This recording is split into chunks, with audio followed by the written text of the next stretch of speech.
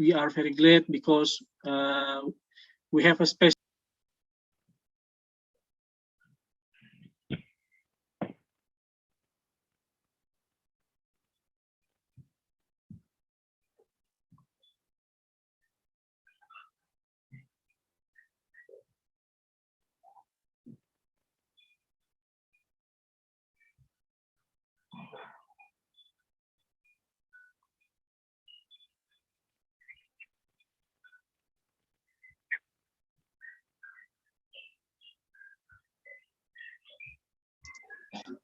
I'm sorry.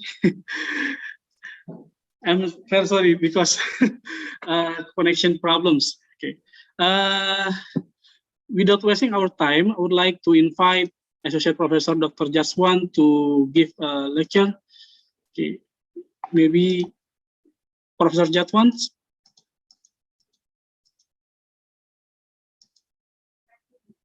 Oh, sepertinya terlempar juga.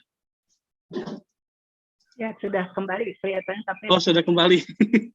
Yes, I'm back. I got kicked out and then I got back again. Sorry about that. So do I. Okay. Please, Professor, maybe you can give your lecture about civil-military relations in Asia Pacific, because when we are talking about civil-military relations, it's very interesting, especially in such conditions. Maybe also what happened in Ukraine, and also maybe in some countries, also in ASEAN. We also look at what had happened in Myanmar. Please, time is yours, Professor. Thank you very much, Dr. Yusa. Thank you very much, Dr. Caroline, the head of department. Thank you for your kind introduction. Thank you to the school, the Department of Political Science, for inviting me to share my views on civil-military relations in the Asia Pacific. I hope I'm audible. I hope you all can hear me clearly. Let me just share my slides with you all.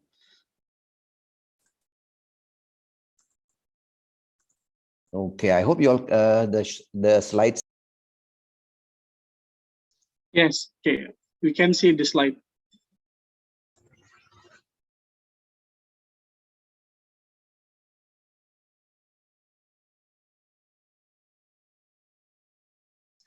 Professor, maybe you can unmute your microphone. Okay, sorry. I'm very sorry. I'm not very good at all these technological things, but anyway, if there is anything, just let me know. Okay, when we talk about civil-military relations in the Asia Pacific, we are talking about a very broad area here. We're talking about not just the Asian region, but even the Pacific region. But of course, I will not talk much about the Pacific region. In particular, when we talk about the Pacific region, we are talking about military rule in Fiji, for example, where the military had played a very significant role in politics and things like that in the past. Now, basically, my lecture will be divided into a number of parts. I will begin with a brief backdrop on what civil-military relations are all about. What are the theoretical percepts in understanding civil-military relations, right from the days of Huntington. And then we will go on, I will go on to look at a few case studies in the Asian region. Most of my case studies are drawn from Southeast Asia, but of course I will also look at Pakistan, where I have done significant research on the role of the military in the country and things like that. Yeah, so please bear with me. And what we can do probably is, once I've completed the lecture, perhaps we could get into a Q&A session. Yeah, thank you very much for being with me. Okay, now basically, when we talk about civil-military relations, we're talking about the relationship between civilian authorities and the military. Now, it's an undeniable truth that the military is an important institution in every country. Most countries have a very, the military plays a very significant and important role. sometimes not just confined to the area of defense and security, but even more than that, even in the political landscape and things like that. But as an institution, the military has evolved to become a very significant, important, and at times a very powerful actor within the state. Now, basically, when we talk about civil-military relations, we're talking about the basic issue of relationship between the civilian authority as well as the military. We're talking about who rules over whom, and how can the civilian authority exert control over the military. And when we talk about this, we are talking about basically the basic question: who guards the guardians? The military is supposed to be the guardian of the state. Yeah, it's supposed to take care of the defense, security of the state. But when the guardian of the state becomes too strong, it can also undermine the state, as we have seen in many countries around the world. In the 1950s, in the 1960s, we saw a lot of military coups, literally many in Latin America itself, where the military staged coups and walked in and took over the political landscape for not just 1 or 2 years, but for a very, very long and significant time. We saw it in Chile, we saw it in Brazil, we saw it in Argentina, and near in the Asia-Pacific region, we have seen the involvement of military in many countries, including in Indonesia, your country itself. We have seen how the military became a very strong and significant institution in the political landscape of the country. Now, the issue here is basically civil-military relations look at how both these units interact and intersect with each other. What is their mode of interaction? Is their mode of interaction confined to one party being subordinate and subservient to the other? Or is one party of equal strength to the other? And the other, of course, which is very very important, is intersect. Where do they intersect? Where do they overlap when it comes to the role played within a state? Now, the study on civil-military relations has been there since the 50s, in the 60s. Considerable amount of literature has been contributed in trying to understand the role of the military in the state, the role of, or what some people will say, the role of the soldier, and the soldier versus the state, or the soldier and the state. Yeah, and what has prompted a growing number of literature, academic literature, is also the fact that militaries have staged coups and formed governments for very, very long times. Severely disrupted the movement towards democratic rules in many, many countries. Now, the focus of civil-military studies focuses on how civilian authorities assert control. Now, when we talk about assert control, is the issue of how do you assert control, number one. And second thing is, how much of control do you assert, the second point. And the third is, what would be the impact of this control on the military itself? So these are the three areas that we can see when we look at academic literature in civil-military relations. Now, basically, when we talk about civil-military relations, although by and large is the area is occupied in political science, but it also covers other major disciplines like social sciences, management, as well as policy studies. So this is one topic that's transcended many subfields, many fields, as well as many sub-disciplines in social sciences itself. It's not just the domain of the political scientists today. It's also the domain of the political sociologists to some extent, and the political economists to some extent, and things like that. So we have seen growing number of literature with scholars from different fields coming and giving different views on the issue of the role of the military and the issue of how do you control the military and things like that. Yeah. Now, the issue of military and the state is not something that is new. We can see this in the works of Sun Tzu, The Art of War, as well as in the work of Karl von Clausewitz.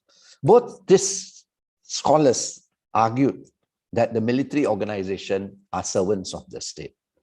They should always be subordinate to the powers that be. This has been the standard argument in early literature. Now, when we talk about modern academic literature, we always point to a number of seminal works. And of course, what comes into mind is Huntington's The Soldier and the State.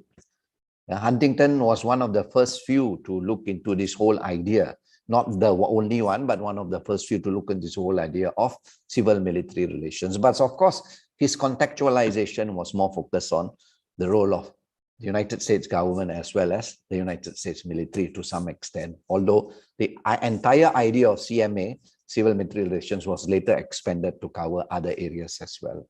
Now, basically, Huntington argues that a military should always remain politically neutral, but all the same autonomous and with a professional officer corps. So here, the issue here is, one, the military should never take sides when it comes to running of the state or governing the state, but all the same should remain autonomous in certain number of areas, particularly when it comes to defense, when it comes to security, and should be manned by a professional officer corps. Now, what Huntington focused on, I'm not going to the details of the work. What Huntington focuses on is the gap between the civilian authority as well as the gap between the military. And he argues that there should be attempts to narrow the gap between the civilian authority and the military, how the civilian authority views the military, and basically vice versa, how the military authority views the civilian authority. And he argues that there should be objective civilian control, not subjective, but objective civilian control.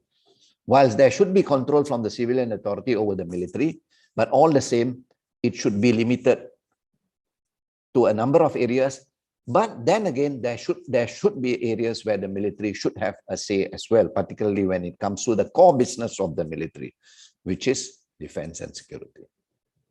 And he also argues that the focus on the adoption of the professional ethos would be one area that would allow both parties to coexist with each other and allow the civilian authority to exert some form of control. Another work, of course, is that by Maurice Janowitz, The Professional Soldier. Now, Janowitz, rather than talking about narrowing this difference between the army as well as the civilian authority, he talks about diminishing this difference. The army should not view itself as a separate entity. And of course, one area that Janowitz has focused on is creating this professional soldier, a soldier who understands, a soldier who knows the limits of his duty, and does not see the civilian authority as something that undermines his or her very existence. Then, of course, there is also Schiff, who contributed the Concordance Theory. The Concordance Theory basically focuses on this issue of agreement, where two parties come to an agreement on the role of each party. What should the civilian authority do and what should the military do on their respective role. Now, interestingly, to point out that a lot of this literature focused on Western countries initially. And in the 60s and into the 70s, there was then literature coming from the developing world. And interestingly enough, literature from the developing world showed that the situation in the developing world was very much different from the developed world. So there was the issue of using common denominators from studies of Western civil-military relations had its limits when it comes to understanding civil-military relations in the developing and least developed world, because the situation was entirely different. The ethos of the military was also to some extent very, very different. And this was this was also confirmed as well as acknowledged by Wiener himself in his seminal work, The Man on the Horseback, where he argues that you cannot generalize civil-military relations. You cannot use the theoretical precepts of civil-military relations that Western scholars have created and use these to understand civil-military relations in the non-Western world or in the developing world. Now, of course, this issue of CMA in the non-Western world or in developing world was further expounded by local scholars, by non-Western scholars like Muhammad Ayub as well as Mutia Alagapa. I'll go into that later. Yeah. Now, when we talk about civilian control, what are we talking about? The first thing that comes to our mind is the absence of military coups and military rule. When we see a high number of military coups ending up with military rule, we come to the conclusion that, look, there is this issue of military being too powerful as compared to the civilian authority, right? But then what is it all about that we talk about? We're talking about the distribution of power between the elected civilian authorities and the military leaders, where the civilian authorities should be allowed to make decisions autonomously without any due pressure into 5 areas: elite recruitment, public policy, internal security, even national defense and military organization. Why? Because these are elected representatives. They are elected by the people, therefore they should have some degree of say and some degree of autonomy to make decisions into these areas. But it is never the case, more often than not, particularly in military and quasi-military regimes. Yeah. Now, when we talk about military, civilian control over the military, we also have to look at the issue of looking beyond military, quasi-military rule, military or quasi-military rule, beyond coups. We have to also look at nuanced form of military influence, how the military can at times exert its influence for the removal of civilians over certain policy areas, how the military can exert its influence over certain reserved domains, as they call it, yeah, as well as the ascension of the military officers to civilian decision-making.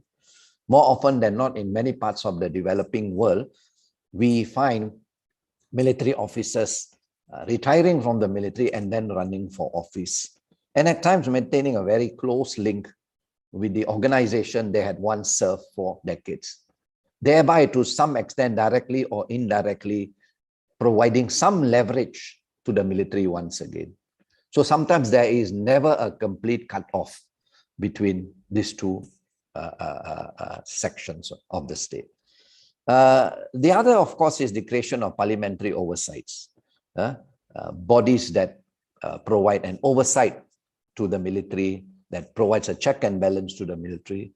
In addition to that, there can be constitutional and administrative restraints within the constitution as to what the military can and cannot do. Yeah. Other forms that have been used to exert control over the military, not necessarily in democratic societies. One is the issue of divide and rule.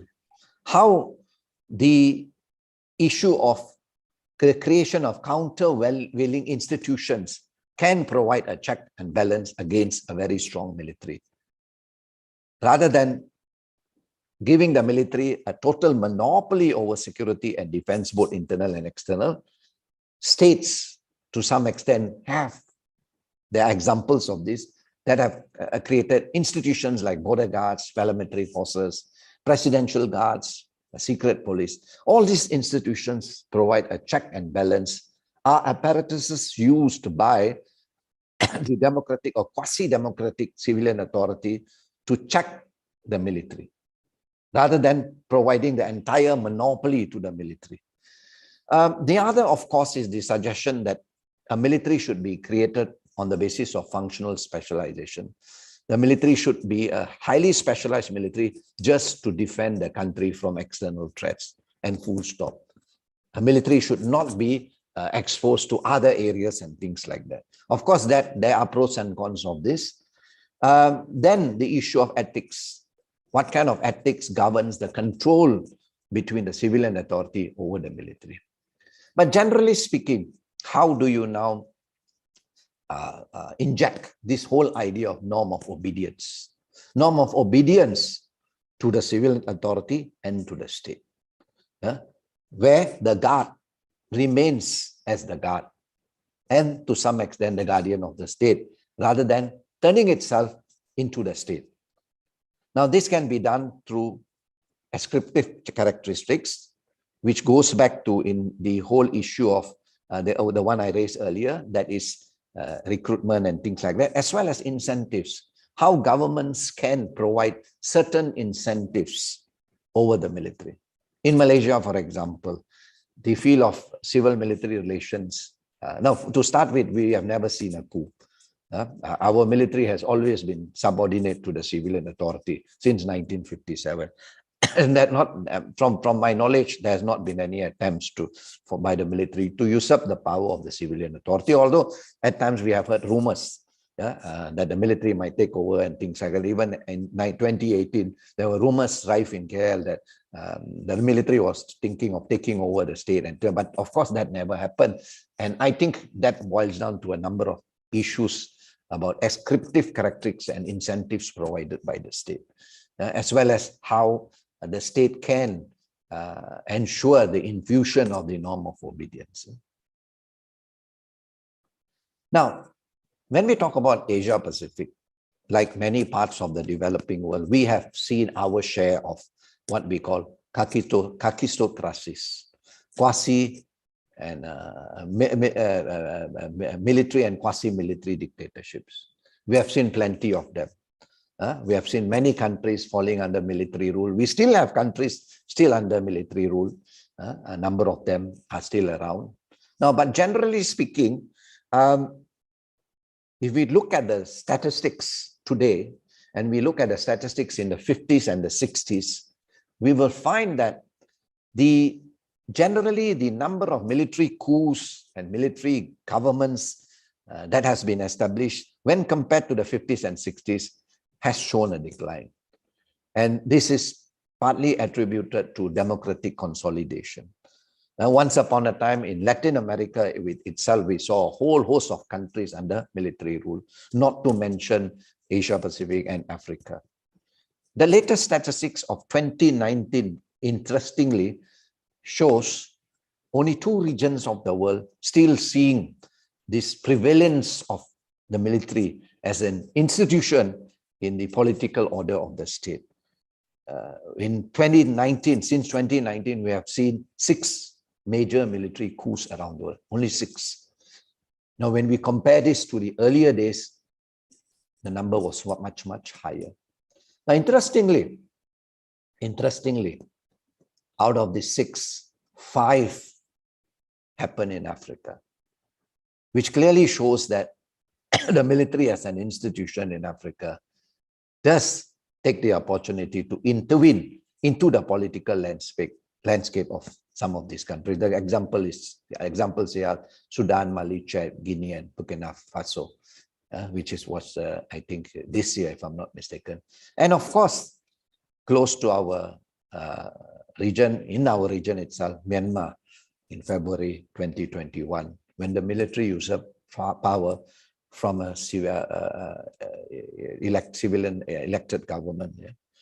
But as I said, the good news is if you look at the number of military, quasi-military governments or dictatorships, if you want to call it, or regimes, if you want to call it, in the 50s, 60s, and compare that now, you have seen a marked decline. And this clearly points to transition from military, quasi-military regimes to democracy. And also points to greater democratic consolidation. But of course, there have been cases where democratic consolidation have also been sidelined because the military remains the all-powerful institution, and attempts to curb its power has not been very, very successful. So since the 1970s, we have seen generally a decline, and we have seen a consolidation of democratic rule and what some people will call as the third wave of democratization. Yeah? So to some extent, that is the good news about the spread of democratic practices and principles around the world. Now, the spread and the consolidation are 2 different things. A government might turn democratic with an election, but the consolidation is something that takes a very long time. Similarly, a military may be in rule for 50 years, as is the case with Myanmar or Burma. The exertion of control has to be understood as something that has to happen gradually. Studies around the world have shown that any attempt to exert immediate control always brings about a backlash. As I've written quite significantly on Myanmar, I will be drawing a lot of examples from Myanmar. I'm also currently in the process of publishing a work on Myanmar soon, which should be out with Palgrave Macmillan, hopefully by the end of the year. But when we talk about civilian control over the military, it has to be understood as a gradual process in tandem with the consolidation of democratic credentials and principles within a state. Control cannot be exerted overnight because it more often than not draws a major backlash. I think we don't have to go very far. Indonesia is yet another good example where the military, the Tentera Nasional Indonesia, still remains an important actor vis-a-vis the state. Now, let me draw your attention to the work of Alagappa. Alagappa, alongside with Muhammad Ayub, were some of the non-Western scholars who argued that the nature of security problems and the nature of military rule in many developing countries was very much different from what existed in the Western world. But what I wish to focus on is the issue of the role, the ethos, the image of the military that was created in this era of decolonization. In many non-Western societies, the military, or the militia it was called then, played a very significant role in pushing for independence. And this has in turn given this militaries, not just in the Asian domain, but even to some extent in the African landscape, a privileged position to demand privileged status as guardians of the nation, as warrantors of national survival. And you can see this argument, this rhetoric in literally every military rule that you try to study in around the non-Western world and things like that. Now, the key concern in the developing world is one, the transition from military to quasi-military to democratic rule often happens through elections, but the issue is the sustenance. How do you sustain the consolidation of these democratic values and practices? How do you institutionalize civilian control over the military? This has been the major bottleneck, the major problem when it comes to explaining and understanding civil-military relations, or even in reality, exerting control over the military in many Asian countries. Now, these are some of the Asian countries that have seen a long list of military. Of course, one that stands out clearly is Thailand. The military has been there since 1932. With the first coup in 1932, the military has not gone to the barracks. Another, of course, interesting case is Pakistan. Then that's one of the reasons why I chose Pakistan as my case study today, as well as Myanmar. Now, some countries have seen fairly successful transitions where the army has gone to the barracks, where civilians have managed to exert greater control over the military. Two good examples here are, of course, South Korea and Taiwan. These are good examples of how the military has been able to literally be sent to the barracks and confine their roles to the areas of their core business. But in other countries, you still see the military exerting some form of nuanced control over the political landscape, and in others, direct control over the political landscape. Yeah. Now, I will start with Pakistan. I will take you all to South Asia. You may ask why Pakistan. When we talk about civil-military relations, being Southeast Asian, we always tend to start our focus with South Asia. I'm trying to draw you out of the region and say, let's look at Pakistan. Now, this is a very interesting case study in the sense that the Pakistani army was born from the same tree as the Indian army. Both the Pakistani army today and the Indian army today were born from the same roots.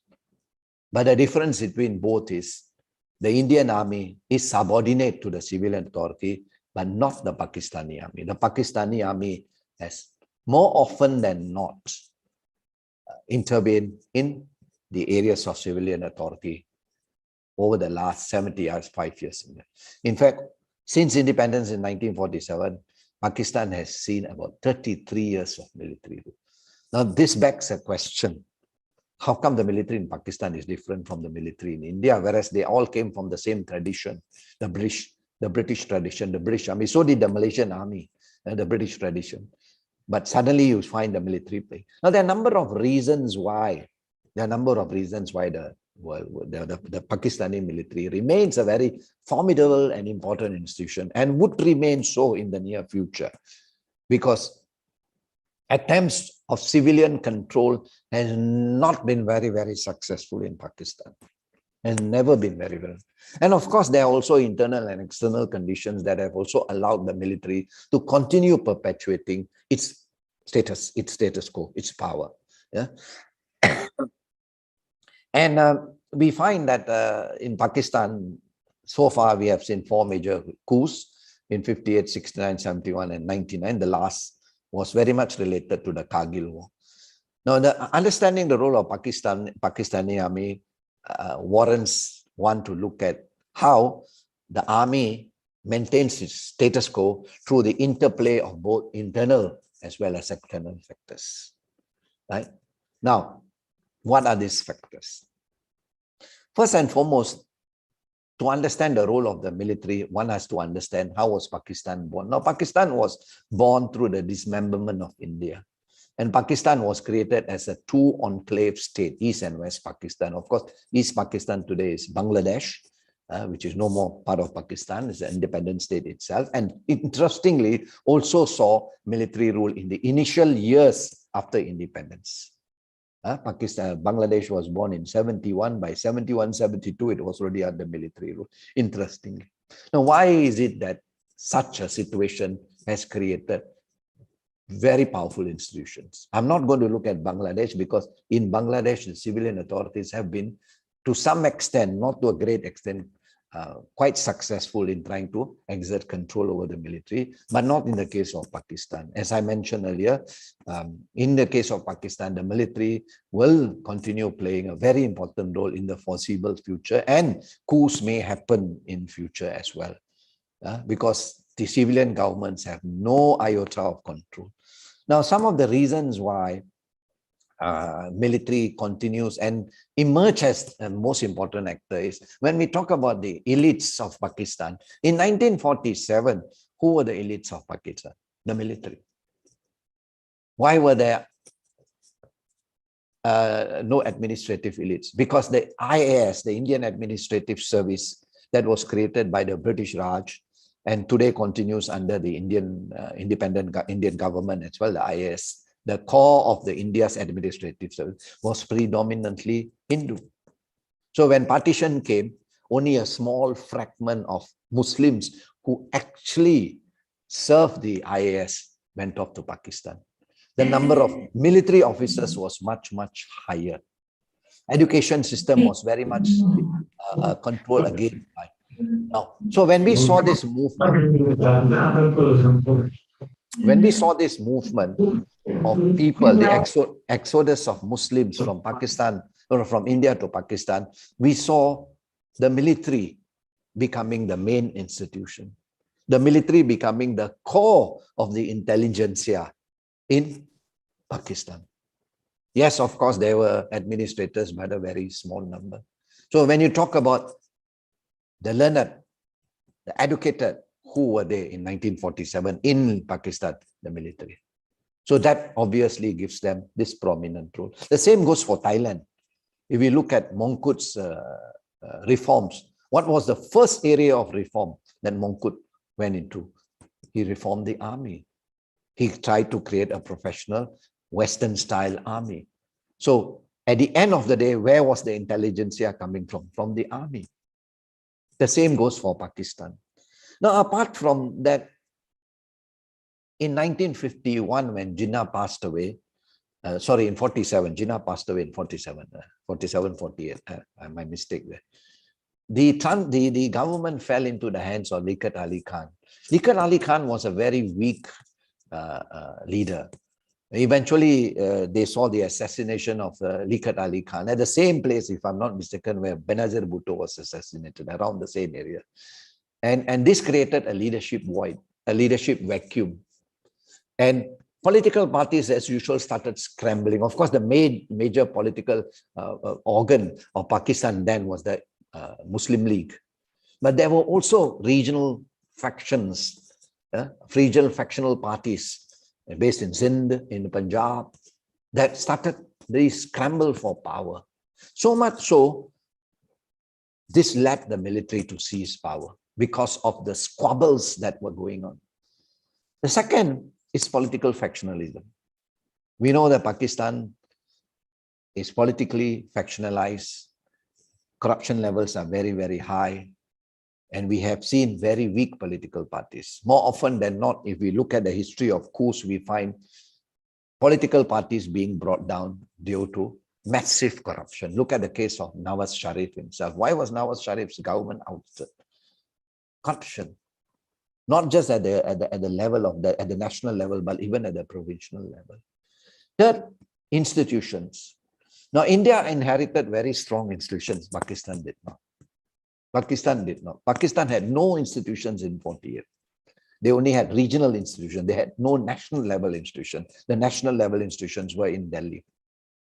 So the Pakistani government started from scratch, building the judiciary, legislative, the executive, and other institutions of the state.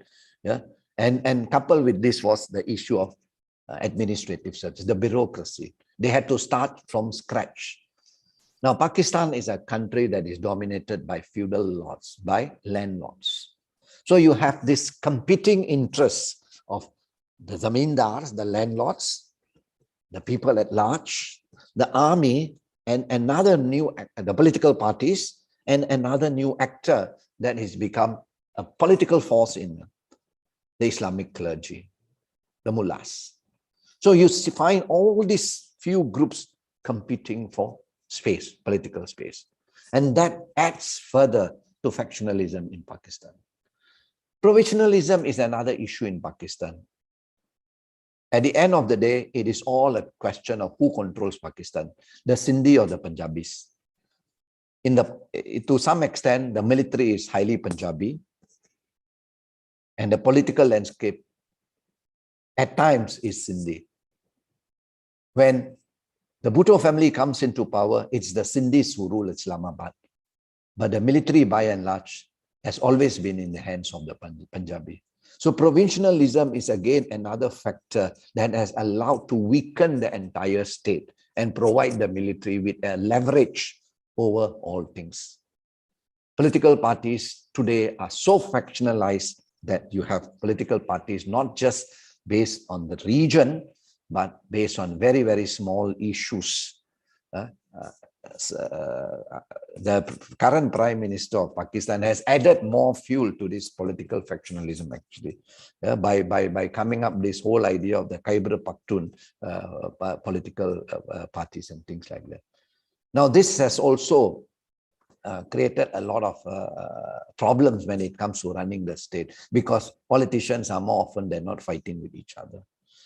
Then there is also this issue of persistence of internal threats, political instability, terrorism, ethnic demands, particularly in Balochistan, the Taliban in the Swat Valley.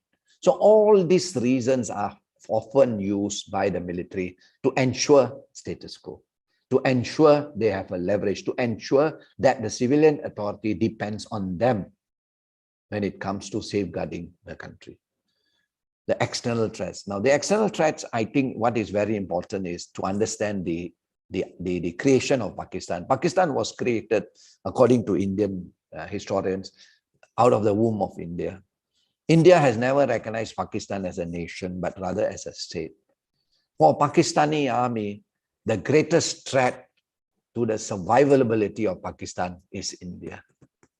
And that provides the army relevance to uphold status quo.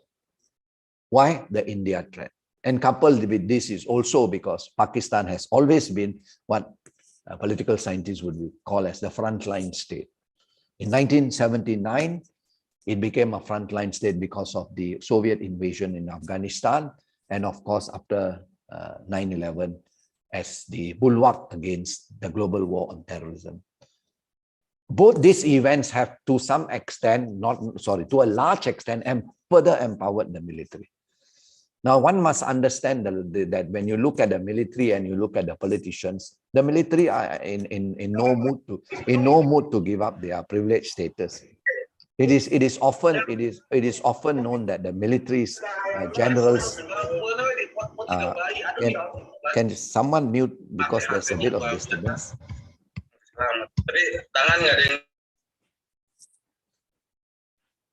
The lifestyle of the military is when compared to the politicians, are two different worlds. The military plays a different role altogether. And the military is in no mood to actually become a subservient organization. There are no indications whatsoever so far. Why? Because the military enjoys a privileged status. Because of high levels of corruption, both the Soviet invasion of Afghanistan and the global war of terror allowed a lot of top military leaders to siphon off funds into their own pockets. And that has further enriched the military. When we go to Pakistan, we can actually find two systems running parallel. Schools for military kids, hospitals for the military. Of course, in other countries, but the military is like a state within a state. And what has also empowered this further is the creation of ISI, the Inter-Services Intelligence, Pakistan's security agency, which was actually created to empower the military on information on external threats, but it's often used by the military and is controlled by the military. It's often used by the military to control civilian politicians. So here we are talking about ISI and the military as a kingdom within the kingdom. That is the issue of the role of military in Pakistan. Now, Quaid al-Azam, the founder of Pakistan Jinnah, in his last days as the first Governor General of Pakistan, reminded the army, do not forget that the armed forces are the servants of the people. You do not make national policy. It is we, the civilians, who decide these issues, and it's your duty to correct the task with which you are entrusted. This has never been the case, unfortunately, in the case of Pakistan. Why? The military continues and will continue to play a very important role in the foreseeable future because of the mess, of the political mess in Pakistan. We move on to Burma, my favorite country. Now, Burma, as you all know, some of you are probably very familiar, achieved independence in 1948, and until today, it has been ruled for more than 50 years by the military. Out of the 74 years since independence, it has been under military rule for 50 years. It is a clear indication that democracy never had space to even flourish or consolidate itself in this country. We have seen a number of coups in Myanmar, the first being in 1962, when General Ne Win seized power. The second in 1988, when a group of generals seized power from the old system, and a new military. Actually, it wasn't really a new military. It was the same military coming into power, but some new faces came into power. And in 2020 and 2021, again, a coup which completely derailed Myanmar's road towards democracy and democratic consolidation. Now, first and foremost, try to understand that this is one, like Pakistan, this is one well-organized and very cohesive institution. This is one institution that does not show factionalism. It's a highly unified institution. And this is the strength of the Myanmar army or Tatmadaw. In 1988, when demonstrations broke out in the country and people called for the return of power to the civilian authority, the military that took power, the State Law and State Law and Order Restoration Council that seized power, held elections, promised to hold elections. Elections were held in 1990, sorry, not in 1980, 1990, 91, but the military refused to transfer power. So from 1990 to 1991, the military continued consolidating itself until the next elections were held in 2010. With these elections in 2010, they brought about an end to direct military rule. But all the same, what has happened is it brought about a pseudo-civilian government.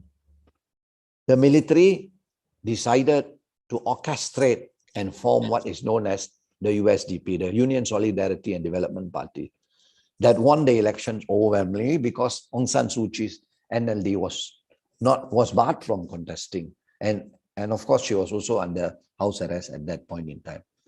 So this marked the beginnings of so-called Myanmar's road to transition. But this transition did not start in 2010. It did not start. It started right after 1990-1991 elections. Now, it is important to understand that it is naive to believe that the military will actually return to the barracks after 50 years in power. No, they're not going to return to the barracks. In the case of Myanmar, in the case of Pakistan, any attempt to control has to be slow and extremely gradual. And that's one of the reasons why actually the coup occurred in 2021, because there was to some extent the civilian politicians were to some extent trying to make quick decisions. Now, in 1990, the military clearly stated that whilst they will allow for elections eventually, the Tatmadaw, the military, the armed forces will remain the real arbiter of power in the country. They made it very clear in 1990 that they are not going to go back to the barracks. So it's never going to be a complete control by civilian authority. That is why I say it's naive to believe, after being for 50 years and after looking at all these statements that were made by strongman Senior General Tan Chue, who took over a few years after Ne Win, that the military is actually ready to go back to the barracks and pass the baton to the civilian authority. It would be a folly to actually agree with such a conclusion. In 2003, the military charted out its 7-point roadmap and injected the idea of disciplined democracy. Now, interestingly, in the 1990s, the military was actually studying the Indonesian system.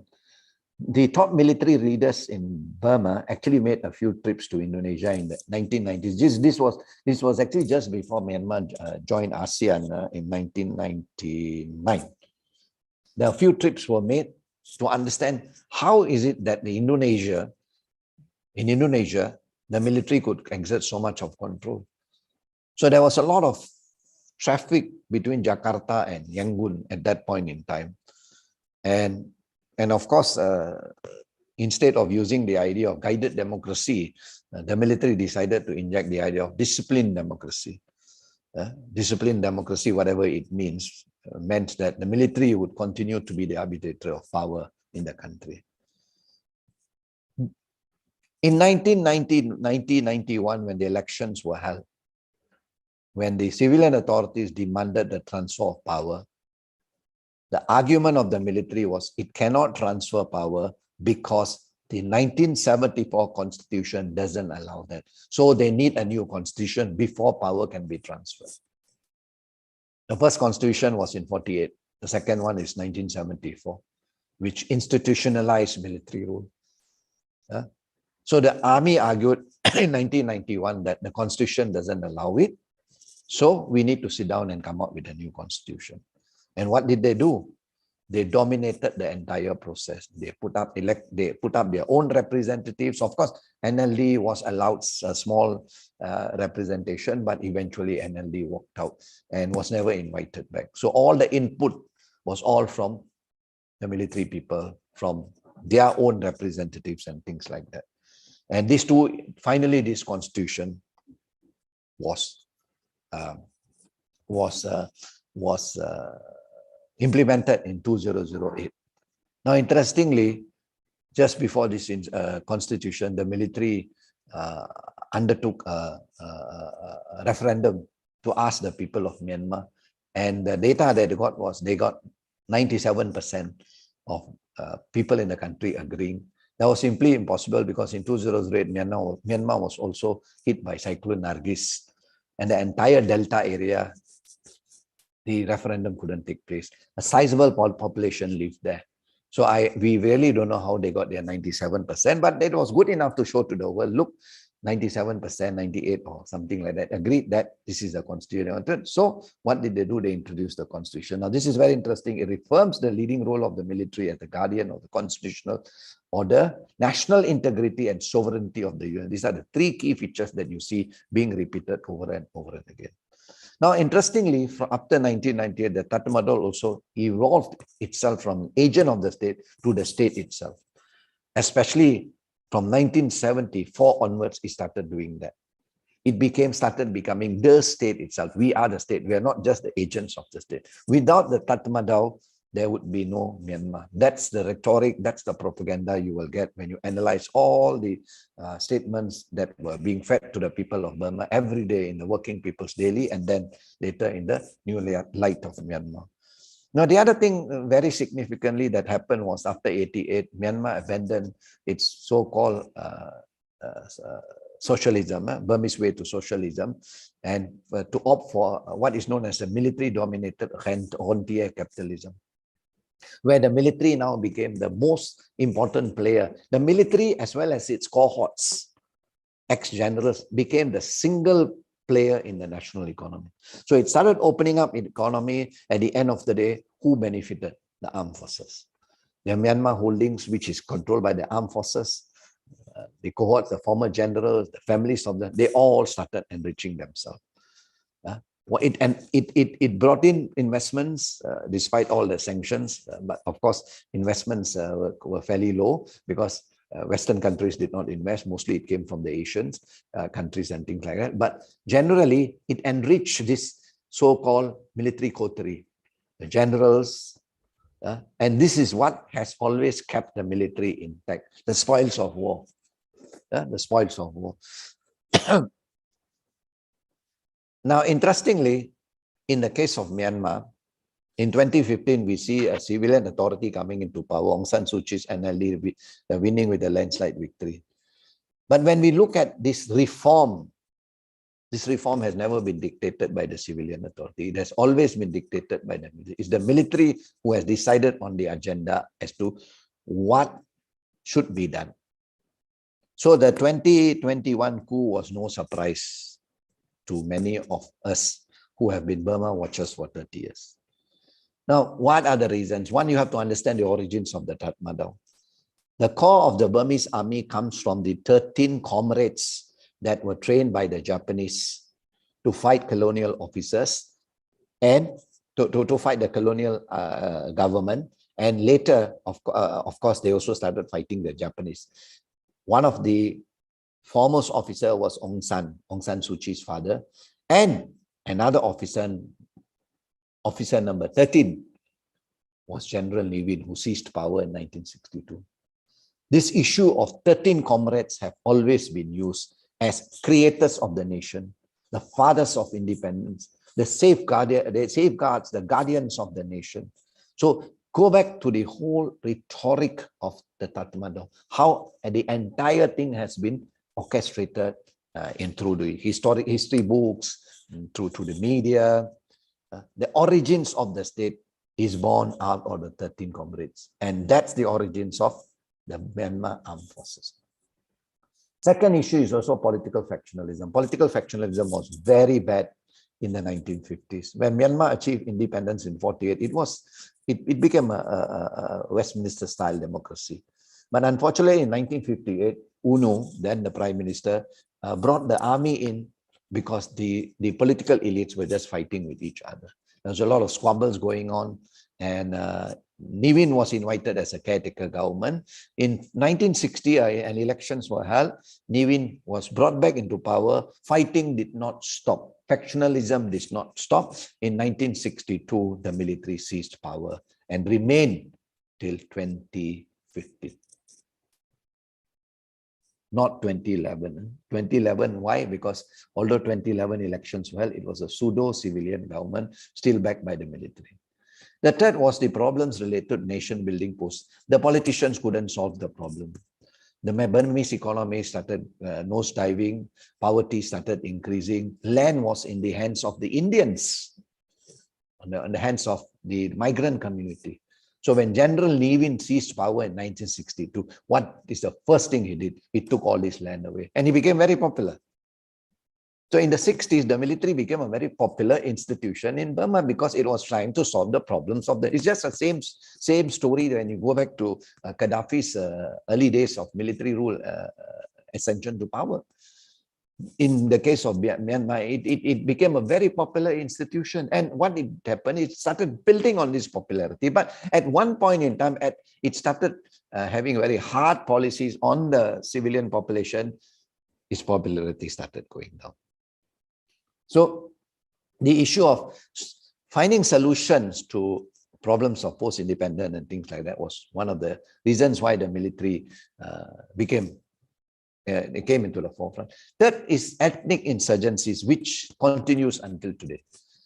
On the periphery, there are insurgencies, and the military has always used this reason to perpetuate its power, to perpetuate its position as the guardian of national sovereignty, as the guardian of national integrity. You can see, the signboards are now up again. You can see all these signboards back up again. We are the guardians of the nation. We uphold sovereignty, integrity of the nation, and things like that. The Burmese army or the Tatmadaw has created this discourse, this rhetoric that without the army, the country will not survive. The country will disintegrate. So without the Tatmadaw, there is no Burma. All the ethnic regions will get their independence and move out of Burma. So the union will disintegrate. Yeah. And the 2008 constitution. Now I just quickly go to the constitution first. One, if you look at the constitution favors the army. It was made by the army for the army. Yeah, there's no mechanism of civilian oversight. The defense services are allowed to participate in national political leadership. They are allowed. The Tatmadaw is a safeguard of the constitution, not the civilian authority, the Tatmadaw. The commander-in-chief of defense has constitutional right to take over state power when deemed necessary. There's a clause which allows the CNC to seize power if it deemed necessary under emergency orders. CNC position is equivalent to vice president. Yeah, his position is at par with the vice president, and he can undermine the authority of the president. So here, the Tatmadaw is not the guardian of the state. Yeah, it's the guardian of the state. It's not just the guard. It guards the state. Yeah. Other issues are how the CNC is in complete control of national defense and security. All the other apparatus like the police, parliamentary, civil defense, all comes under the Tatmadaw. It's total control over all this security apparatus. Only the Tatmadaw, only the military has the right to educate affairs of the Tatmadaw. It's an autonomous institution. This is what the 2008 constitution. More importantly, the military has been given 25% of the seats in both the upper, lower house as well as regional. 25%. Any important decision must have more than 75%, not just a simple two-third majority, more than 75%. So this is the leverage that the military put in to safeguard their position. It controls three ministries: defense, home, and border affair areas. Very important. Home ministry is controlled by them. it controls the National Defense and Security Council. Out of the 11 members, 6 are appointed by the CNC. Yeah? Now, very quickly, so why the 2021 coup? Why allow for elections? Okay. The reason for elections is because the military thought the USDP would emerge as a powerful institution, as a powerful proxy party, right? And it did win the elections, but it won the elections in 2010, 2011 because NLD wasn't there. It was not allowed. It was barred from the election. But in 2015 election, the USDP was wiped out, completely wiped out. That created an alarm bell amongst the generals. That look, they have lost their proxy. Because if you add up the 25% and USDP seats in the past parliament, USDP seats, they still thought they would win certain numbers. So the 25% here would increase, say perhaps to 27 or 28%, which will obviously deny the civilian government to pass any major amendments. Now, secondly is the landslide, NLD's landslide victory. They thought the NLD will win, but not a landslide. They realized Aung San Suu Kyi had become too powerful. And to some extent, Aung San Suu Kyi has to be blamed because when you go back to her statements in the 80s, she used to talk about retribution.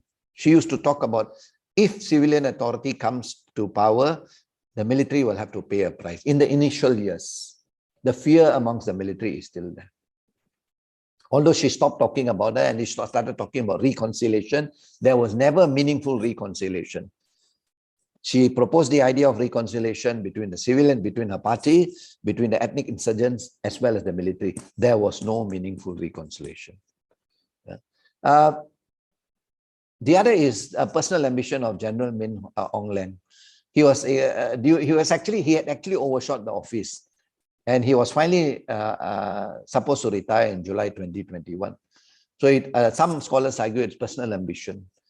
And more importantly is if you look at the months before the coup, 2014, 2015, 2016, if you look at the time from 2015 onwards, relationship between the military and the NLD wasn't very good.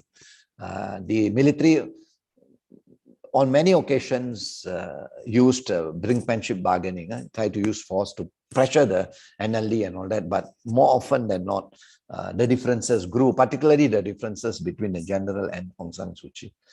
It grew to a point break so much so that they felt that there was no turning back because the NLD was right at the back of Suu Kyi. There was no dissent in the NLD. If there was an iota of dissent in the NLD, the military would have used that dissent to leverage on politicians who were not with Aung San Suu Kyi and then push them to power and bring her down and still not stage the coup. But there was no option there. So this is the 28th constitution. Thailand, very quickly. Thailand has seen plenty of coups. The military plays a very significant and prominent role in the country. Thailand has seen what is known as the vicious cycle of military coups. Plenty. There has been about 18 coups, if I'm not mistaken, and 18 constitutions since 1932. What is important is, like Burma, it's important to understand the Thai army as the guardian of the state, the nation, and the monarchy. Yeah, it's like in Burma, in Thailand too, it has a strong Praetorian tradition. As I mentioned earlier, one of the first areas of reforms, modernization that King Mongkut introduced was actually modernizing the Thai army. So the intelligentsia in the 20th century was from the army. The educated was from the army, not really the bureaucracy. If the bureaucracy came in later, the army was always the bulwark of modernization of the state and things like that. In 1992, although there was this return, so-called return to democratic rule, the civilian government failed to actually exert any parliamentary oversight. They failed. And what has happened is the military now started networking closer with the monarchy and vice versa. Yeah? So much so that after 1992, what emerged was what is known as the network monarch. A monarch that was directly or indirectly very close to the military, because the military had promised to protect the monarchy and has always stood that they are the defender of the monarchy as well as the nation and the state, and things like that. And the constitution, whatever constitution, some of the constitutions were made by them anyway. They have, to some extent, although they were the ones who ended, don't forget that it was the monarchy, the military that ended absolute monarchism, but they are the ones that have also today, to some extent, empowered the monarchy to a large extent, thus allowing the monarchy back with some powers and things like that.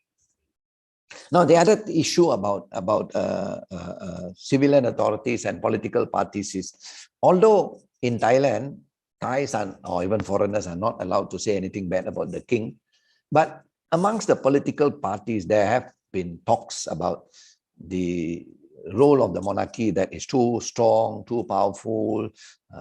People have been talking about what is the role of the monarchy in modern day. Why is of course, Thais generally revere the monarchy.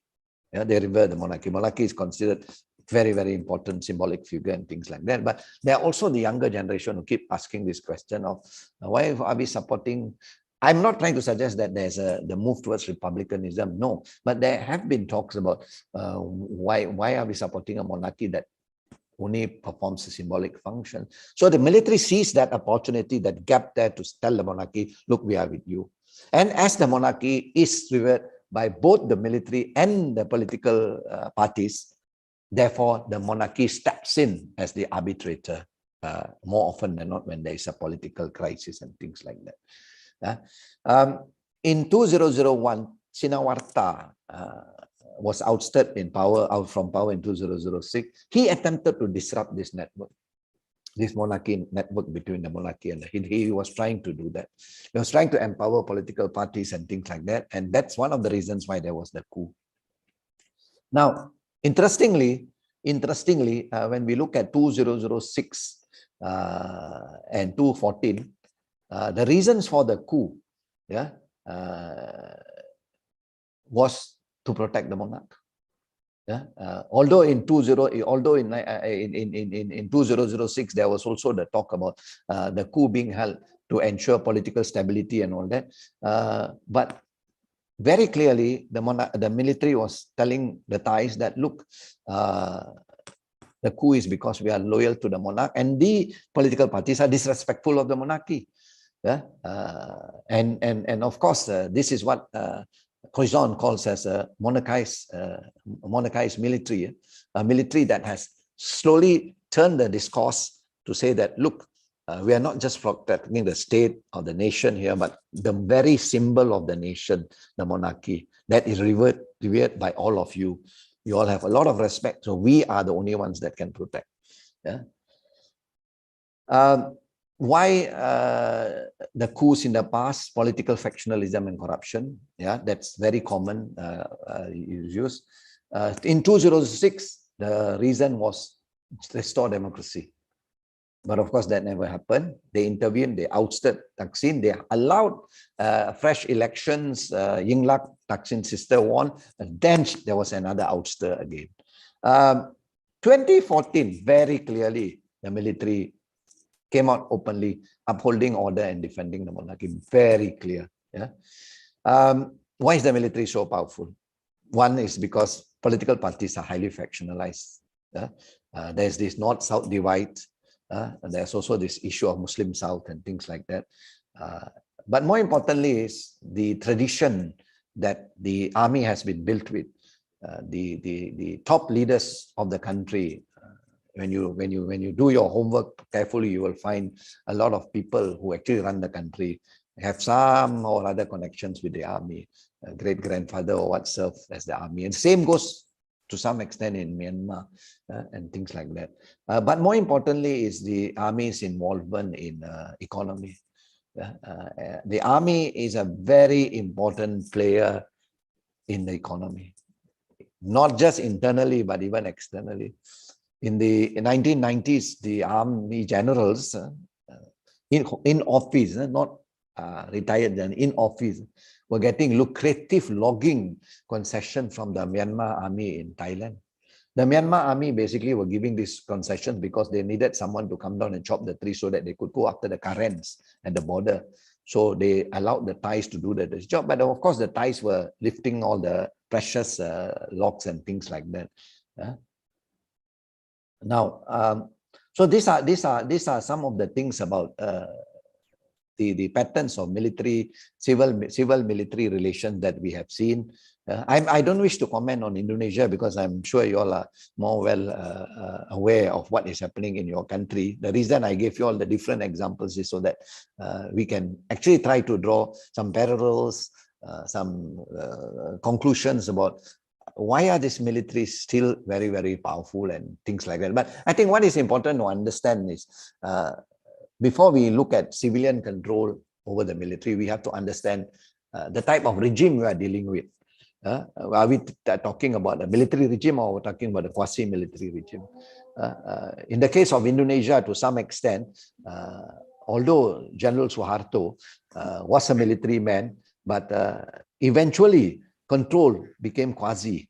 At one point in time, Suharto also started depending on the technocrats, on the bureaucrats as a check. And the fact that Suharto was very smart at playing this divide and rule, at factionalizing the army to some extent, also played a role in how the president's office could exert some form of control.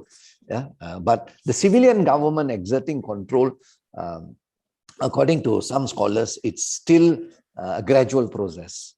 In the case of Indonesia, it's a gradual process. So is the case of Philippines.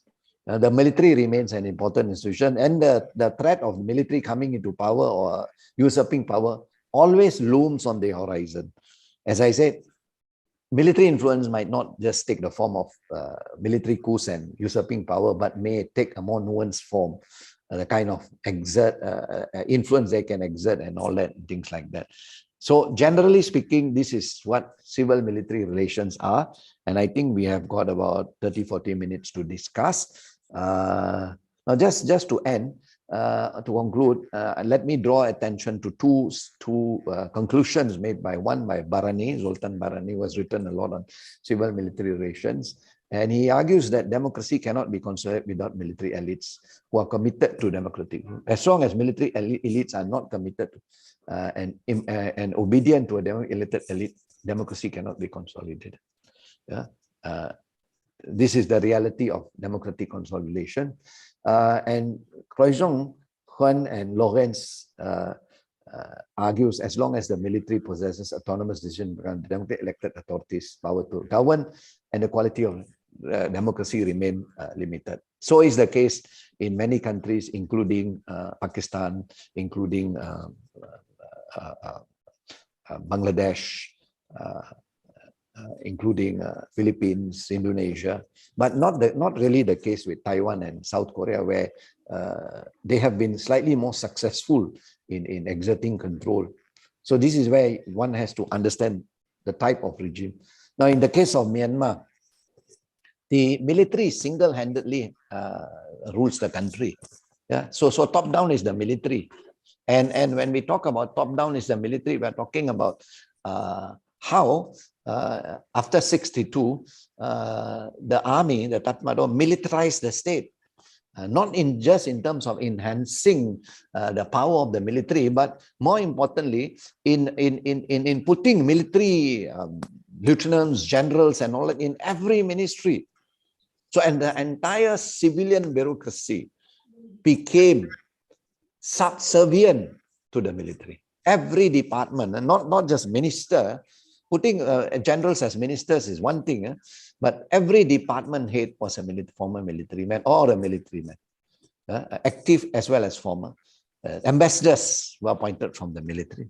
So in the process, what happened to Myanmar is that the civilian bureaucracy's power and outlook became weaker and weaker and weaker, and thus became not just subordinate, but even subservient to the entire system. Yeah. So that is how the military has consolidated. But in the case of Pakistan, you still see a little bit of balance. In Myanmar, there's no balance at all.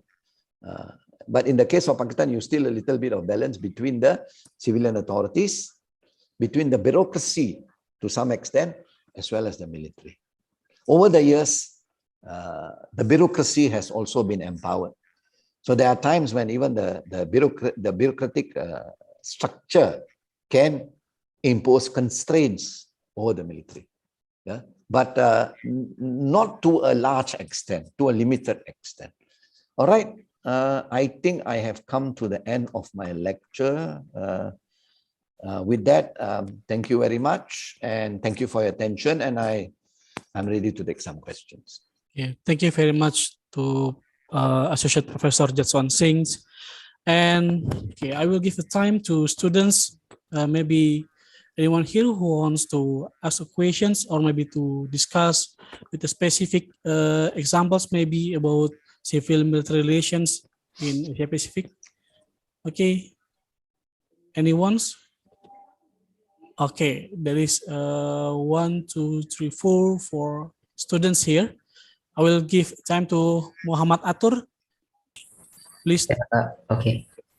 Thank you, Mr. Yusa. I want to ask that we see that military and security tension grew, especially in Europe. What happened that occurs right now? So I want to ask your opinion. Will it affect the civil-military relation in Asia-Pacific region, especially in the less democratic countries? Will it give a justifications for the military power to consolidate their power even more? That's okay. Okay, let me answer that first. Yes, definitely. Definitely. It will definitely inspire militaries, particularly the way Putin is using his military to undertake blatant violation of Ukraine and things like that. But more importantly, I think the more far-reaching effect, and we discussed this 2 days ago in a seminar in KL. I think next time if I have a seminar, I must send the invitation to Dr. Yusa so that some of you all can also attend this seminar. We had this seminar was actually organized, funded by the Konrad Adenauer Stiftung as well as the German and French embassy, and basically the whole idea was to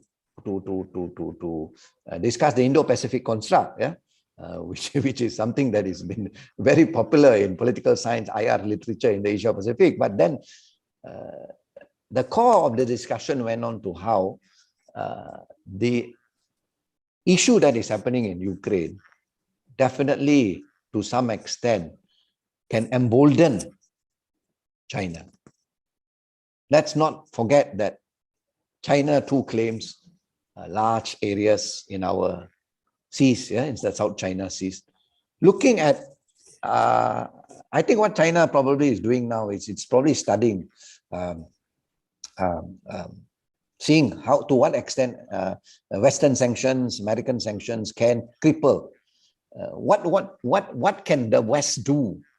China is a good time for China to study now, but all the same, in the long run, it may embolden. That's number one. Second thing is, for countries, for military regimes that are considered international pariahs, like Myanmar, even ASEAN is having a headache trying to deal with Myanmar. Definitely, these military regimes will start moving closer to Russia. Why? As a source of legitimacy, as a source of military hardware and things like that. And I'm not talking about military regimes alone, but I'm also talking about democratic regimes. Look how fast Imran Khan was to make his trip to Moscow. What was the reason of the trip? I am sure he's trying to tell the Russians, don't worry, we support you as long as you don't support India against us.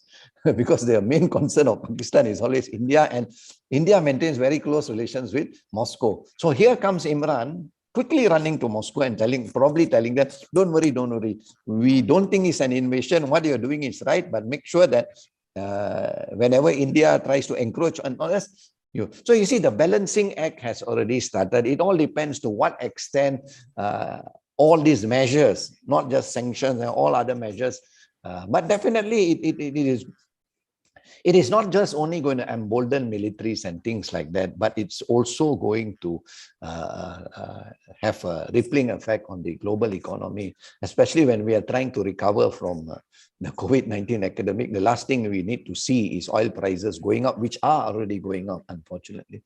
Right? I hope I've answered your question on that, Atur. Next, please. Okay, next to Cesar Rizky. Okay, thanks for the chance, sir. Let me introduce myself first. My name is Cesar Rizky Dewantoro, one of Prof. Yusa's student. So, may I ask you two questions, sir? Sure. Okay, the first question is, from your research, why does the military government end up making the civilians suffer by their institution or by their rules?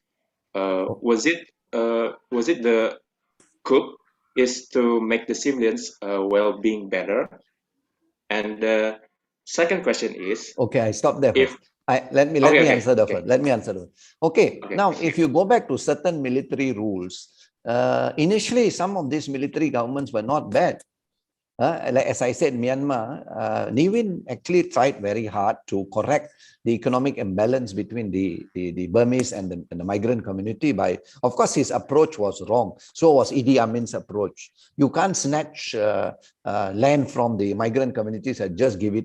Yeah, you need to have proper economic programs and things like that. But the fact that they were trying to help the indigenous community was very welcome in many countries. Lest we forget, when we talk about the Brazilian miracle, Brazil's move to industrialization was also the contribution of the military. But at some point in time, I suppose without a check and balance in the system, they always say power gets into the head of these leaders, you see. Power corrupts and absolute power corrupts. Absolutely. I think that's what eventually happens. Yeah? We're not saying the militaries are bad. No, we're not trying to say that. But the track record has proven that in many instances, the military, as you rightly pointed out, Caesar, whilst it may start on a good platform, it ends up making people suffer. I'm not trying to point out to political and civil liberties alone here. I'm also talking about how military undertake campaigns against certain ethnic communities and things like that. So, yes, you're right on that, I would say. Your second question, please.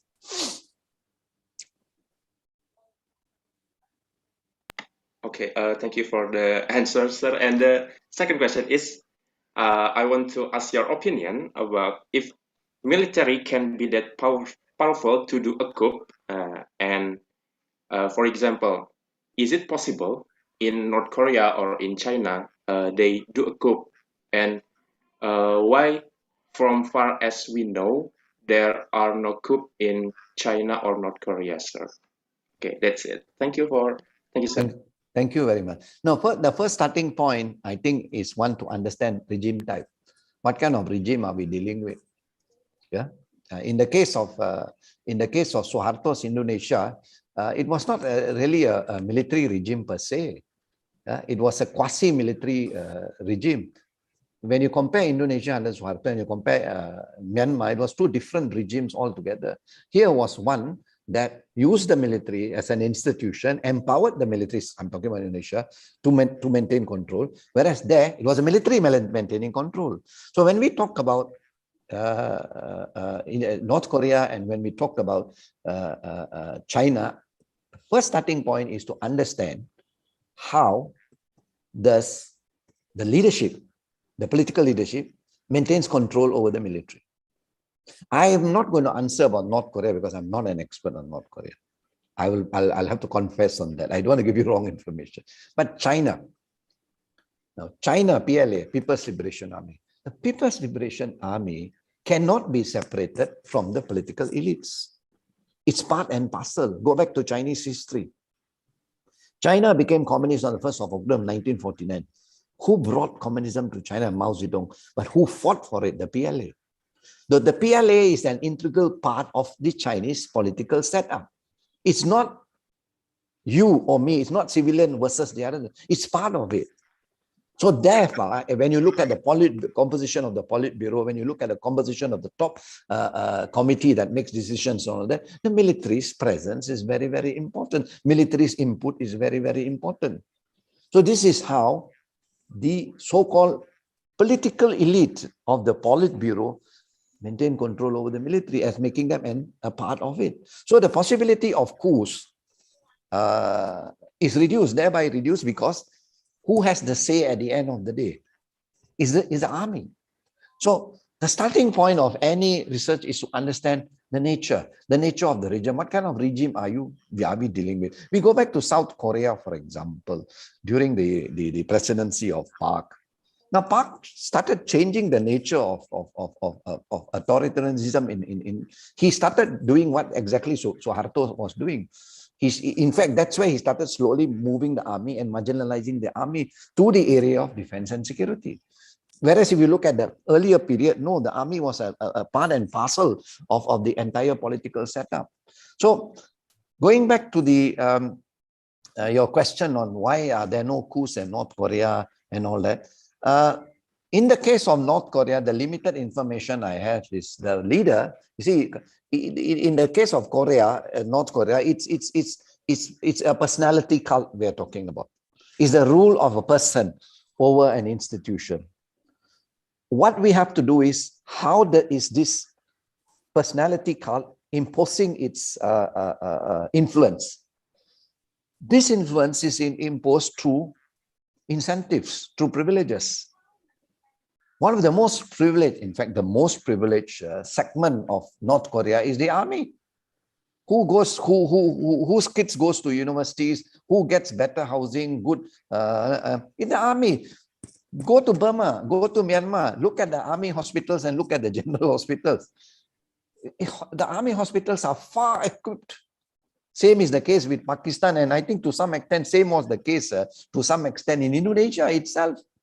So the army is given a privileged position as a means of control. So this is one of how control is maintained.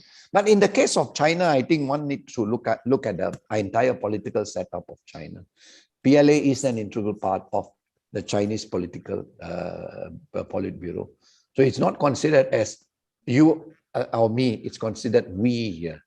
So decisions are made as we rather than I'm making the decision against you. Everything the president does is always in consultation with the army and things like that. And then the army has a profound influence over this the Politburo as well.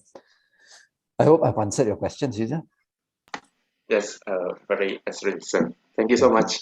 Okay. Thank you very much, Sarah. Okay, I have maybe also want to give my own opinion about China.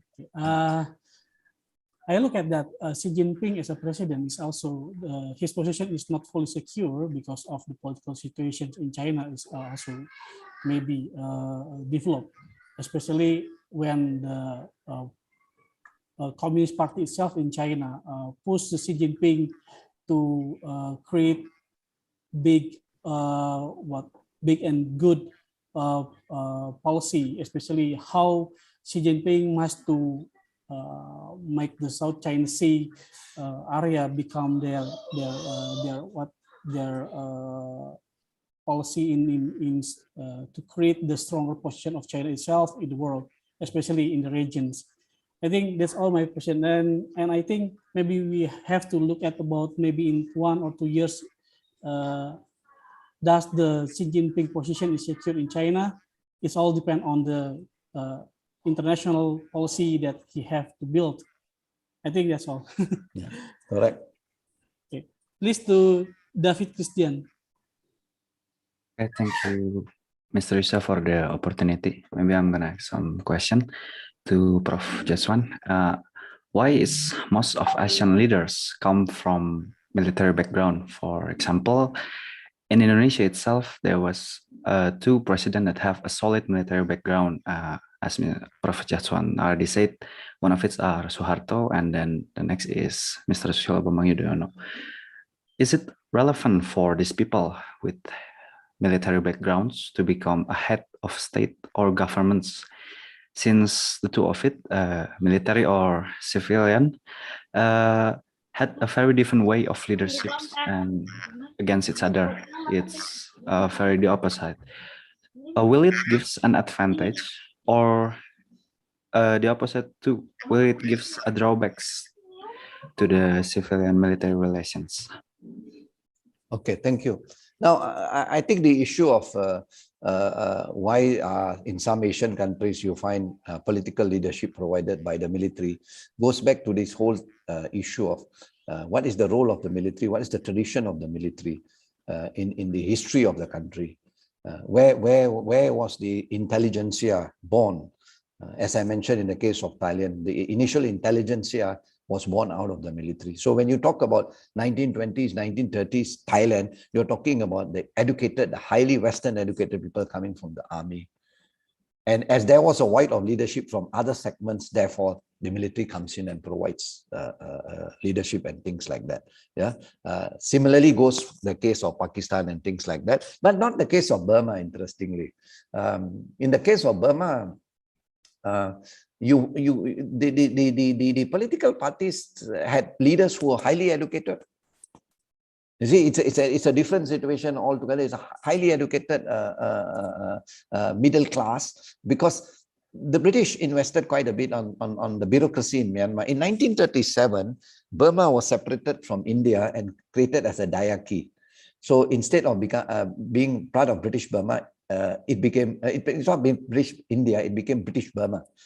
And a new administrative structure was actually created, where the British started now empowering locals to take up positions and things like that. So by 1940s, there was a very strong middle class in Burma. Very, very strong. And we find that some of these people even went on to become Secretary Generals of the United Nations. U Thant was one of them. Dr. Barmo himself was a highly educated fellow, and even UNU, right? But how come the military could come into power? This is the issue. So in certain countries, there was void. The intelligentsia comprised of military. But in certain countries, there was no void, yet the military came into power. In the case of Pakistan, yes, the intelligentsia was the military, so the military comes to the front, but not in the case of Burma. Why is it in the case of Burma it came?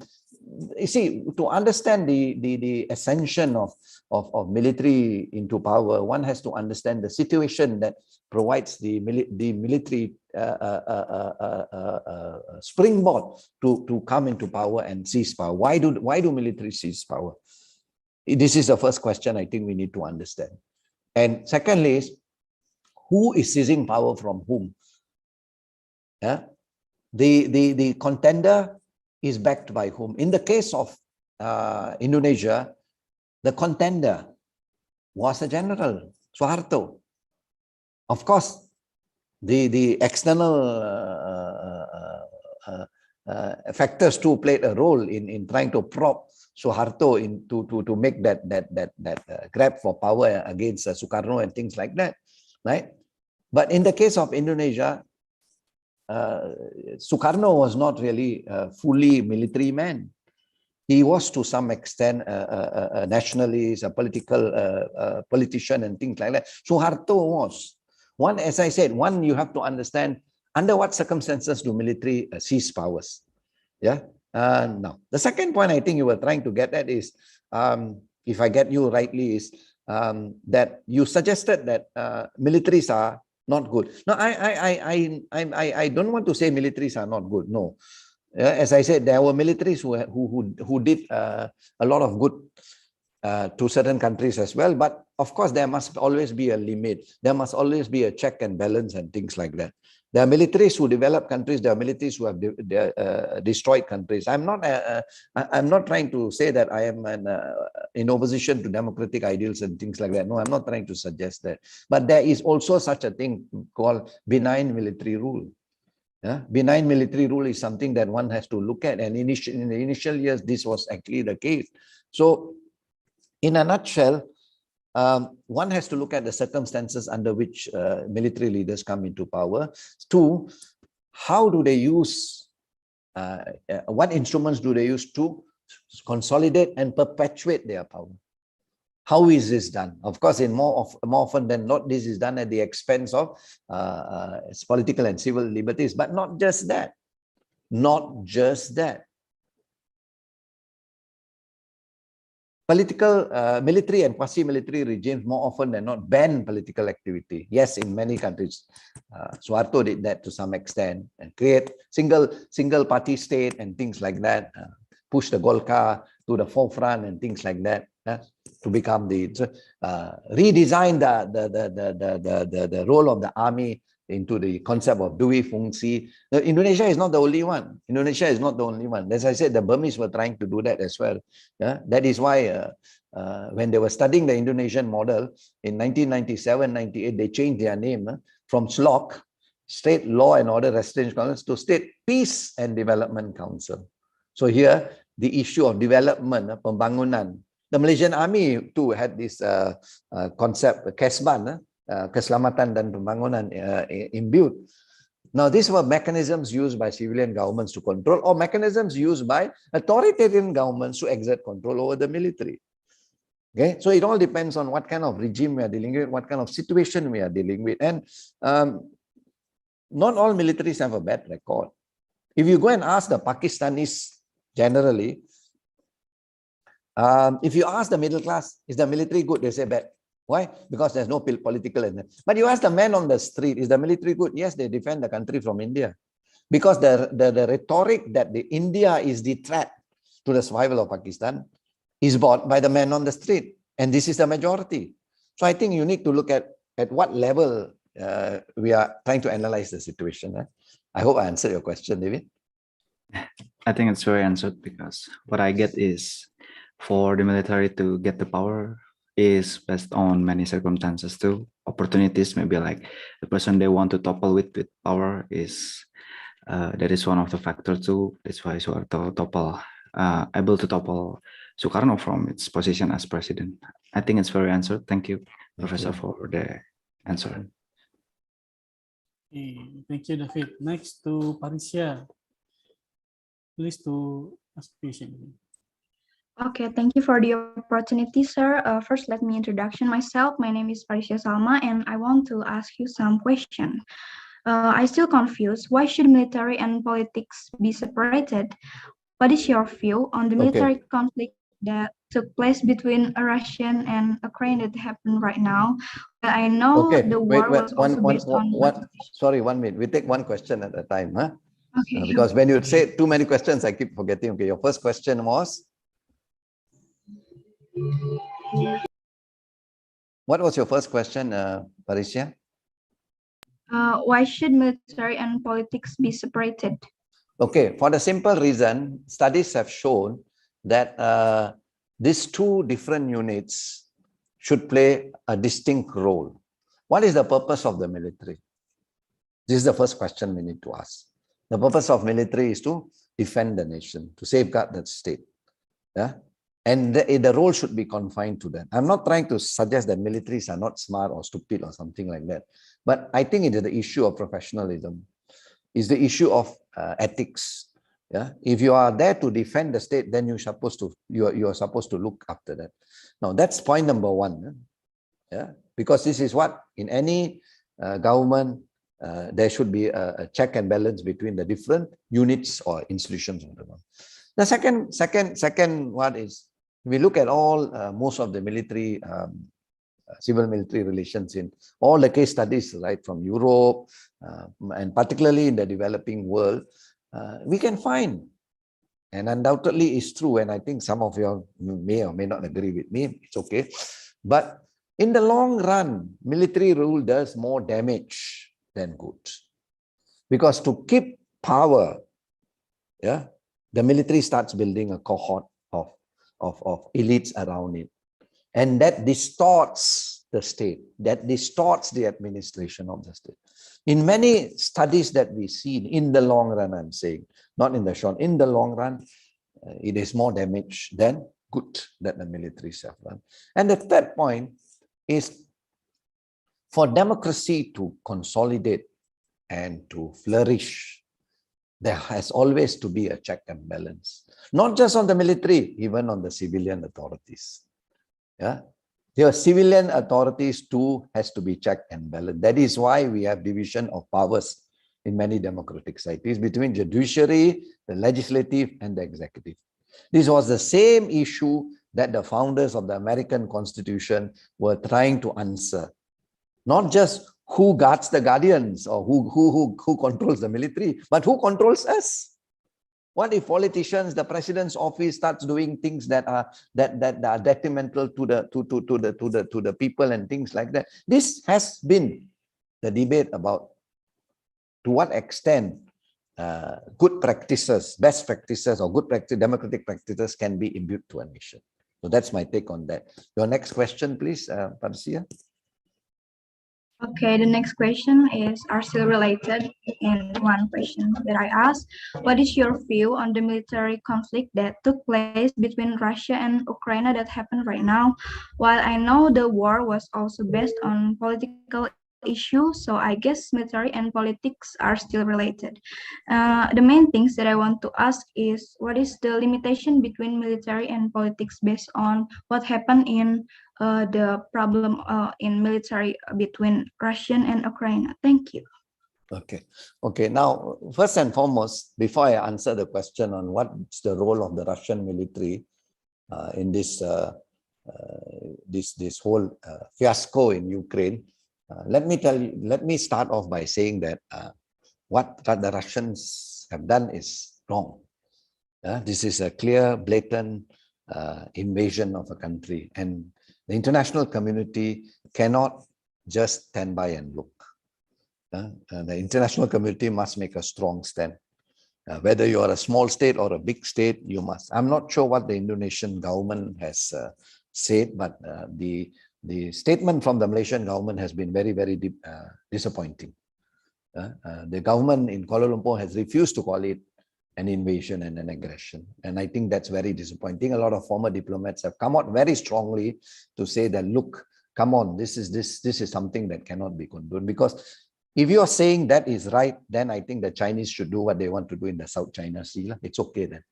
If we are saying this is right, then that is also right. Then I think ASEAN shouldn't be talking about the South China Sea. Let the Chinese take it. Let them turn into the Chinese lake or whatever they want to do. No, I think the issue here is a rules-based order. A rules-based order must be upheld. And I think that's what the European Union is trying very hard. The point they're trying very hard to drive through this is that, look, why are you challenging a rules-based order?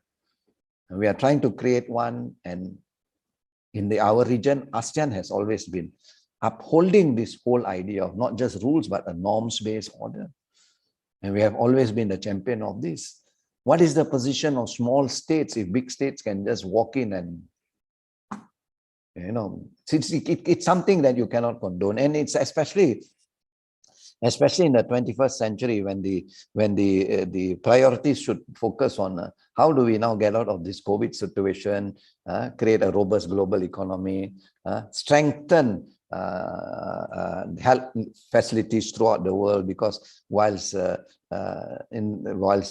global health facilities are good in some countries, they are not very good in many developing countries. Africa needs a lot of help and things like that. We have to think about a global common now. We have to think about climate change. The last thing we need is Russian forces again. That's my answer to you. That's my personal opinion. And I am sure some of you all do agree with me that we cannot condone such an act. Yeah, we cannot condone such an act. Your second question is, what is the role of the military? Definitely Putin is backed by the military. He has very strong control of the military. Without the backing of the military, I am sure he will not be able to. If you saw yesterday, aerial footage showing 64 kilometers of military movement in Ukraine moving, obviously the military is behind him. Not just the military, the other state security apparatus are also behind him. If you look at the demonstrations and how people are being arrested because of the demonstration, you find that the entire state is... Now, let us not forget that Russia is not a democratic country. it is authoritarian. There might be elections in Russia, but it is highly authoritarian. So all these apparatus are very strongly controlled by Putin. So definitely the military is behind it. The military considerations are behind it. If he says that he's trying to neutralize the Ukrainian military, neutralize on what? This is a big question everybody is asking. Why does he have to concord that there are nuclear weapons in Ukraine and things like that? I mean, why do you concord such a story? The rhetoric that you get is the rhetoric that Nazi Germany was using in the 1930s and 40s. Unfortunately, it is said that this is coming in the 21st century. So that's my take on that. I hope I answered your question, Maurice. Okay, next. Okay, thank you, sir. The last students, Ananda Yuvino. Okay, thank you. My name is Ananda Yuvino, and you can call me Vino. And first, we will say thank you in advance for Mr. Jastwan Singh, our close neighbor from Malaysia. And good afternoon to all the lecture professor and also my friends. It's a good chance to be here. First, I will open the talk a little bit about our history and maybe some opinion, and then I would like to hear Mr. Singh's opinion view in the end. Since 12th November 1958, start initiated by General Ahana Sution and have a focal standing from 1989 till the first 2000, what we call as Dui Fungsi ABRI, that makes a military to be able to control and join politics at the same time.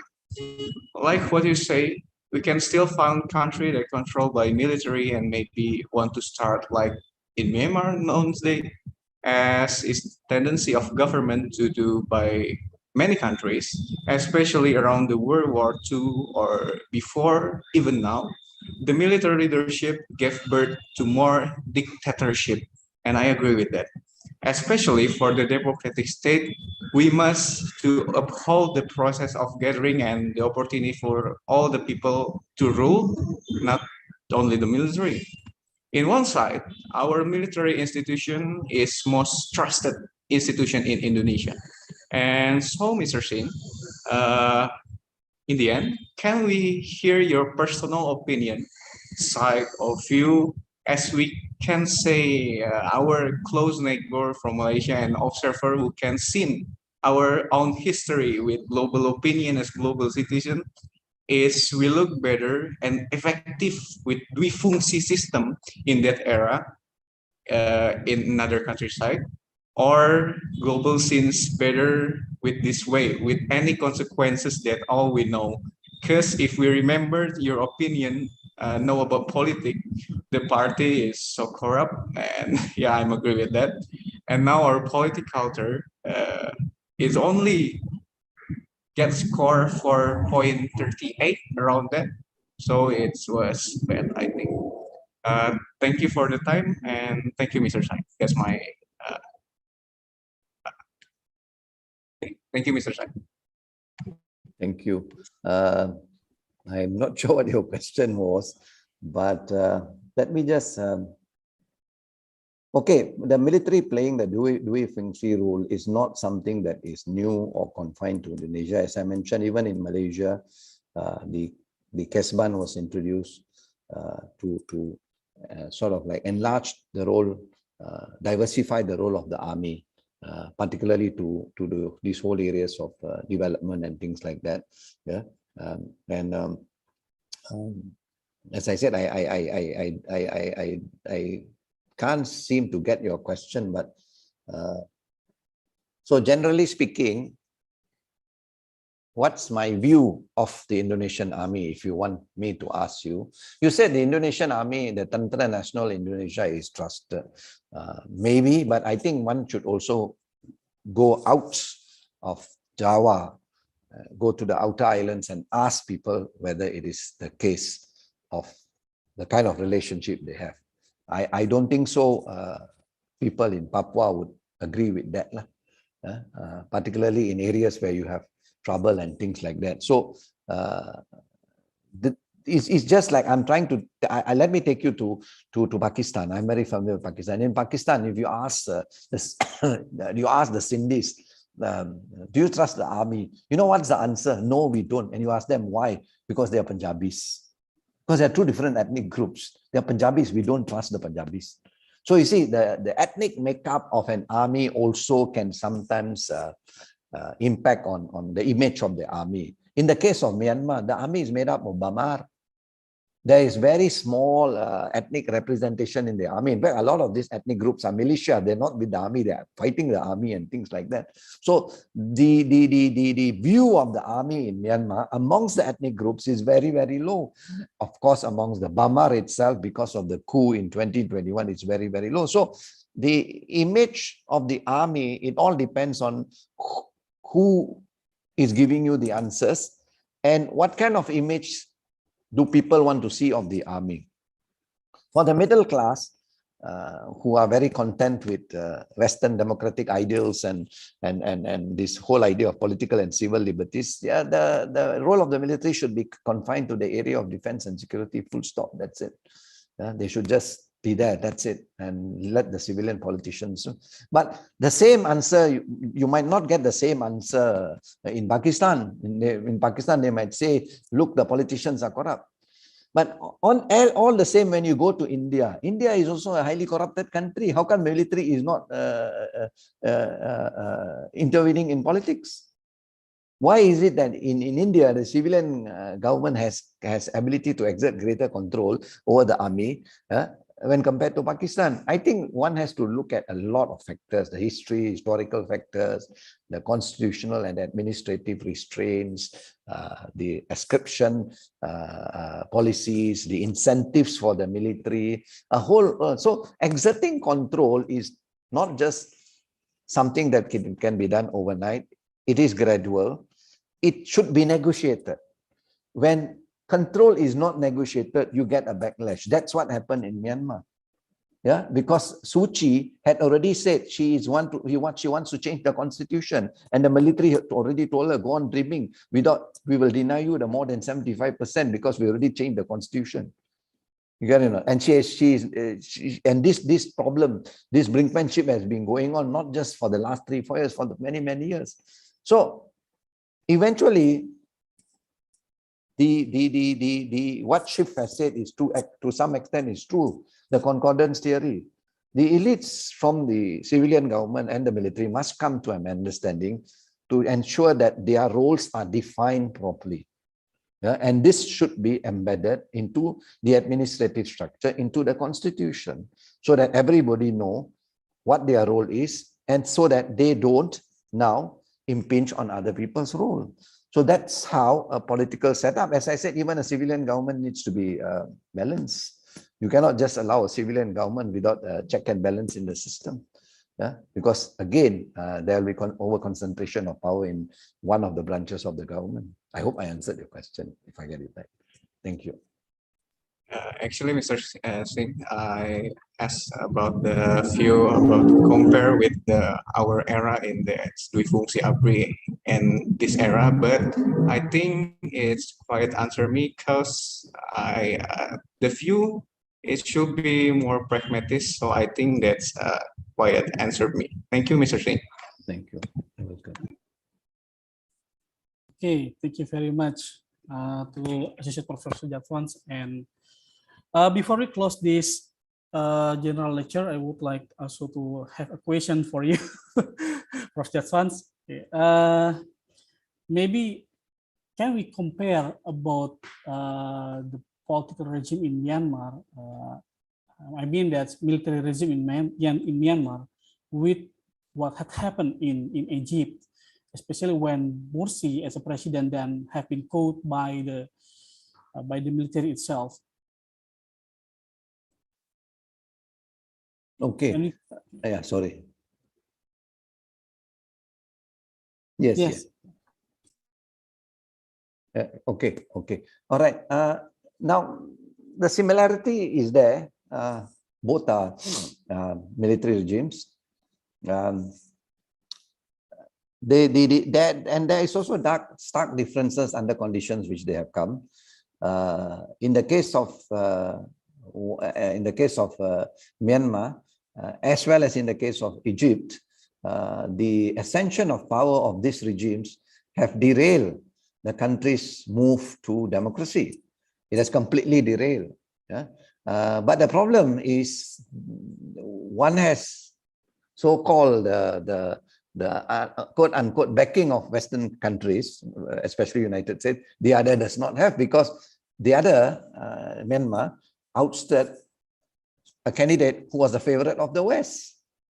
Whereas in the case of Morsi ousted candidate of the Brotherhood, which of course wasn't the favorite of the West. So the issue here is, when we talk about democratization as the agenda for America's foreign policy, we find that there is double standards. There are double standards when it comes to how they forward the agenda. And the Arab Spring showed us clearly that America is very inconsistent with promoting democracy. As far as promoting democracy is concerned, at one point in time, yes, they said it is the bulwark of American foreign policy. We are the beacon of democracy, blah, blah, blah, all the rhetoric and all that. Yes, democracy can be promoted as long as Islamists don't come into power. That's the new discourse in Washington, D.C., unfortunately. And to me, this is double standards, in the sense that the Brotherhood was elected as well. They were duly elected by the people.